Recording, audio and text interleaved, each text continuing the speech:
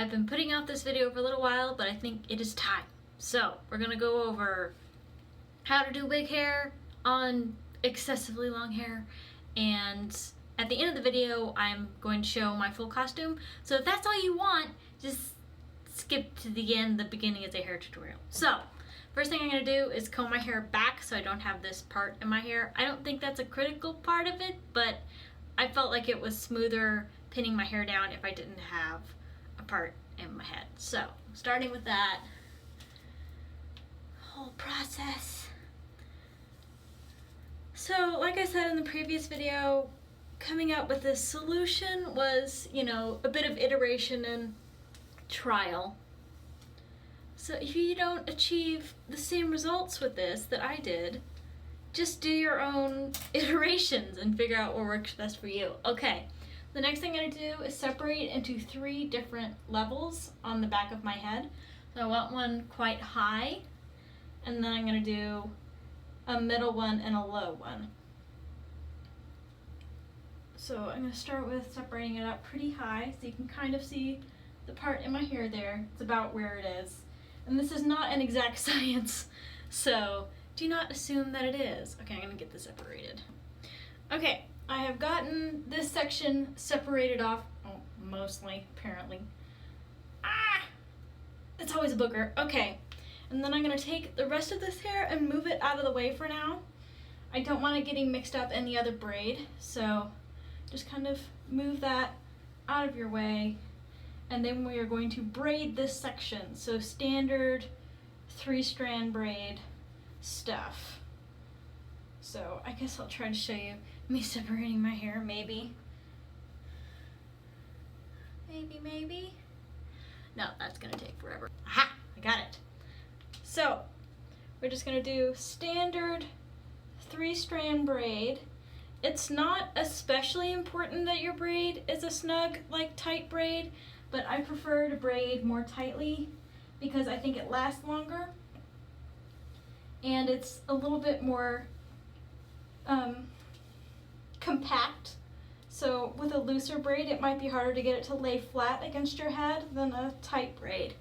So as you can see, it's fairly tight. It's not like pulling your hair out tight, but it's not a loose braid either. So I guess I'll show a little of this. Okay, I'm gonna show you guys me braiding this one, but then I'm gonna skip that for the second too, because that's just gonna take forever. And I'm still not taking the time to properly edit videos, but this particular camera app has a pause setting, so I can pause and do the long, drawn out bits, so you guys don't have to watch me do the same stuff over and over and over again. I'm still braiding down here, you just can't see it. So yeah, this is the parts that I would skip because you can't even see what I'm doing. I'm just kind of moving my arms out of screen. So yeah, get this done. As you guys know, we went away for Thanksgiving to visit my family. I mentioned that in the last video. I'm sorry, I'm burping a lot today.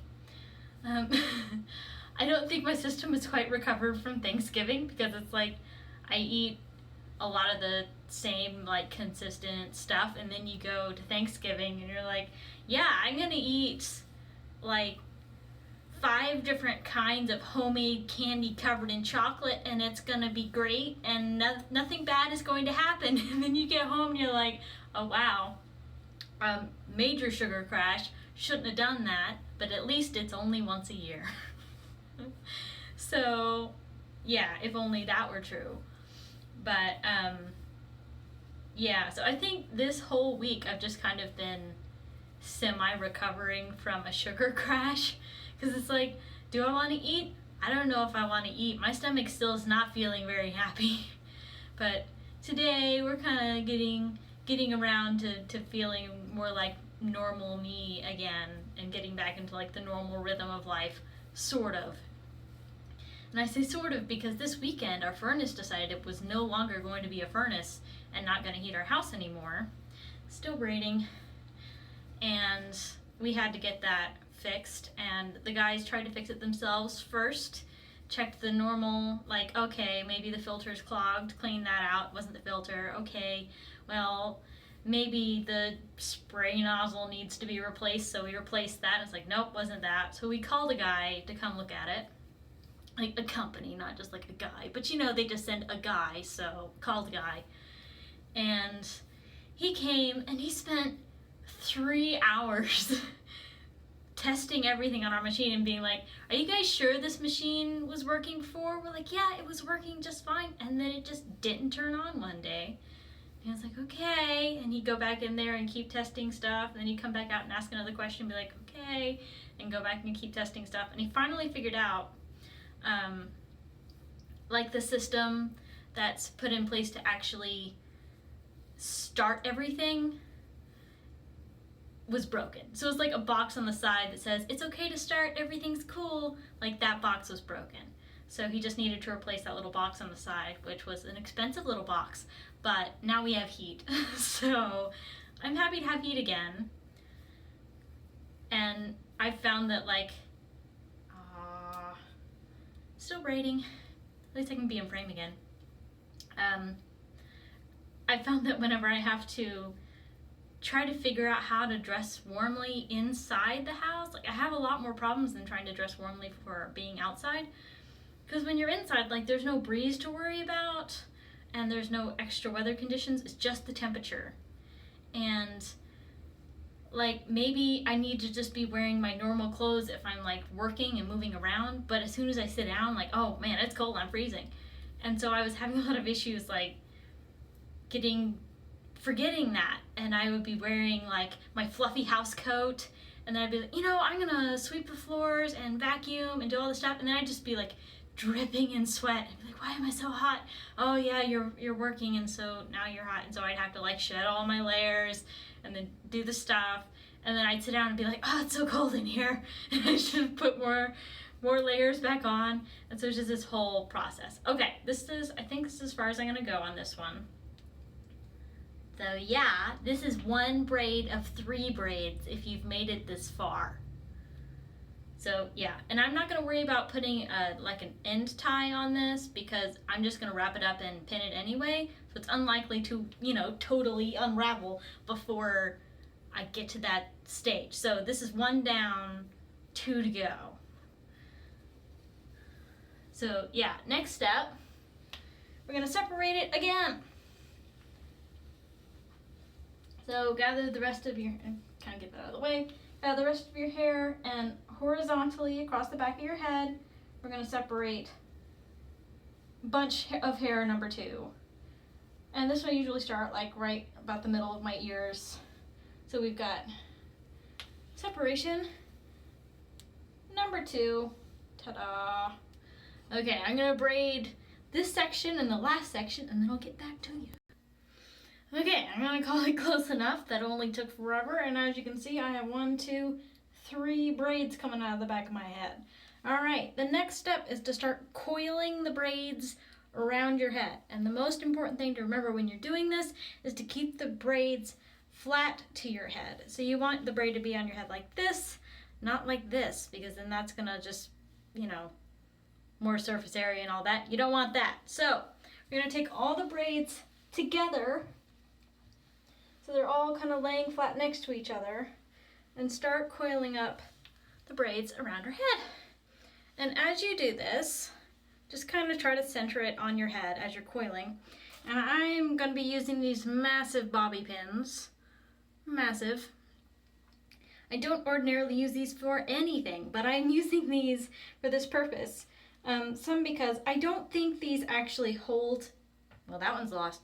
I don't believe these actually hold incredibly well, and they usually lose their little rubber ends, and so they stab your head, and that's not fun at all. But I found that for just like this purpose, I don't really need the pins to hold the hair incredibly solidly to my head.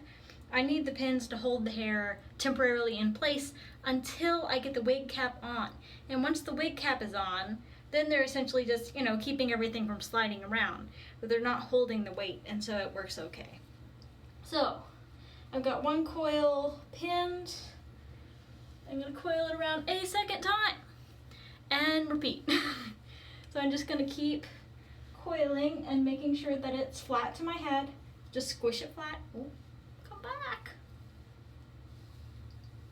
And I suppose you could do these one braid at a time, but I'm not, just because that takes longer and I like to have them all like spiraled together.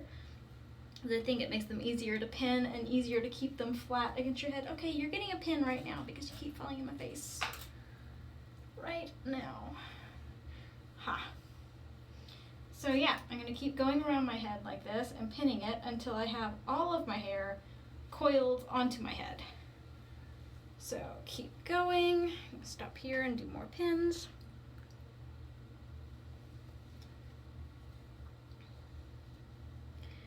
And the point of this hairstyle is not to be like especially pretty, because it's all going to be covered up. But the point is just have your hair as flat to your head as possible, so it doesn't show up, you know, in a significant way when you put on your wig, because the point is that the wig should look like your hair. My wig looks, you know, super fake and not like my hair, but, you know, it was just a standard costume anyway, so that was okay. Alright, I think this might be my final coiling. Coiling of coils. Well, 2 times, but whatever. They were short. So, do the last pins in this monstrosity. And after I do that, I'm going to put on my wig cap. Oh, this pin is not going to work. Yeah, I think I'm going to size down smaller pins because the ends of my braids are so much smaller than the big fat centers. I think the small ones will work just fine at this point. And just kind of feel around for any like loose sections, because you very well may have missed something, and I feel like I've missed like a big chunk in the middle. So I'm just going to sort of try to bind all these braids together with my hairbands. Yeah, that feels better.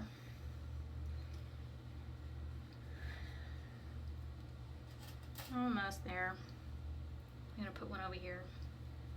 I don't know why I'm being so particular about this. This is not staying on my head all night. I'm totally taking this down. Okay, so it is on my head about as flat as I can possibly get it. And it goes all the way around my head, so it's sort of like a hair basket, is I think what we decided to call it last time. This is my hair basket on my head. So it's just about as flat as I can possibly get it. And then I have this wig cap. This was like less than $1 at Sally's Beauty Supply. And try to get this over my hair, which is kind of a challenge. Aha! But I have it. Oh no!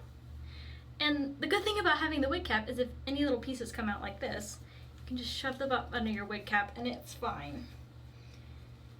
Because that's what the wig cap is for, is to keep your hair hidden and under control while you have your wig on.